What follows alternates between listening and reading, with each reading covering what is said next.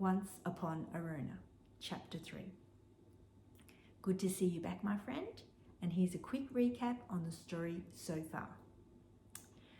We are visiting a town called Wrona, one of the best intergalactic hotel destinations that you can find in any good parallel universe.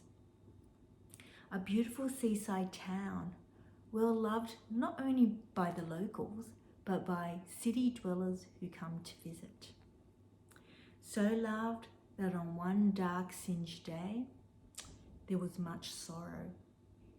For a people had gathered together when their hearts were raised to the ground. For Wrona had changed forever. And here, my friend, is where our story continues. You're standing amongst people with zombie stares. They're wearing blankets as if they're heavy winter coats. But instead of shielding them from the cold, it's protecting them from hot, flying embers. And peeping out of some of those blankets, you see a kangaroo, a couple of koalas, and a wombat.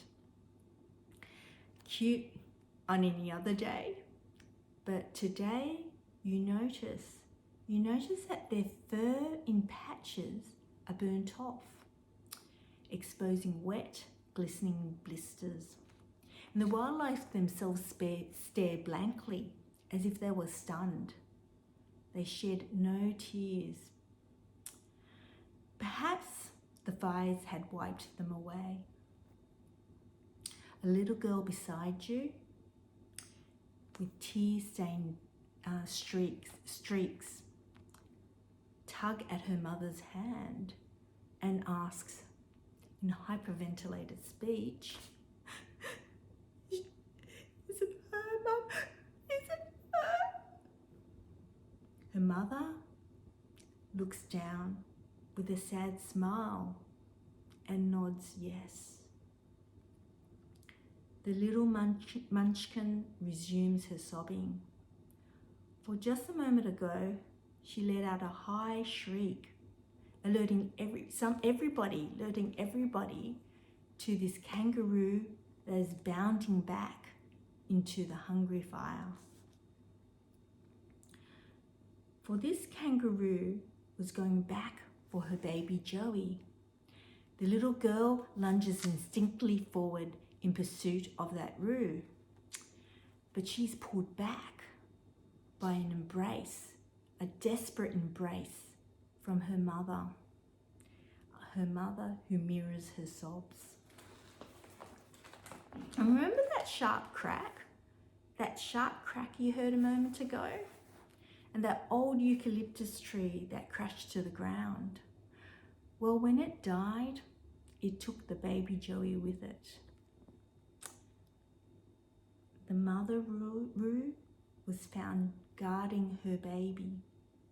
She became the boxing kangaroo, ready to take anyone on who wanted to steal what little she had left of her baby Joey.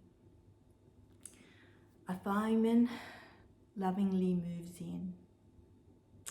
The girl whimpers quietly as she watches the kangaroo, the koalas, and the wombat gingerly sip water from the bottles of their rescuers.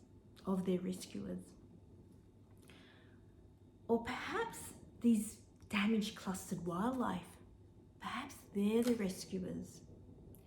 Because as rescuers do, they bring hope, a spark of joy, the bravery of others. A much needed gift for these exhausted and devastated witnesses of this dark day in Wrona. And I know what you're thinking, are we there yet?